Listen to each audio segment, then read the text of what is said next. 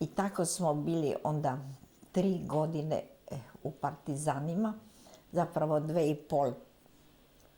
I moj muž je radio kao liječnik, a ja sam se prijavila, ja sam lagala, rekla sam da sam njegova asistentica, da študiram medicinu, a nisam htjela reći da sam krojačica, jer bi me metnuli nekam da šivam uniforme. I tako sam ja onda s njime bila u svim ambulantama i vadila sam zube.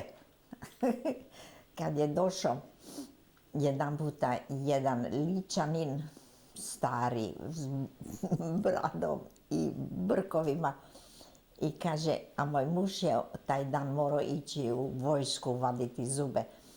I on kaže meni, doktorice, molim te, izvade mi zub.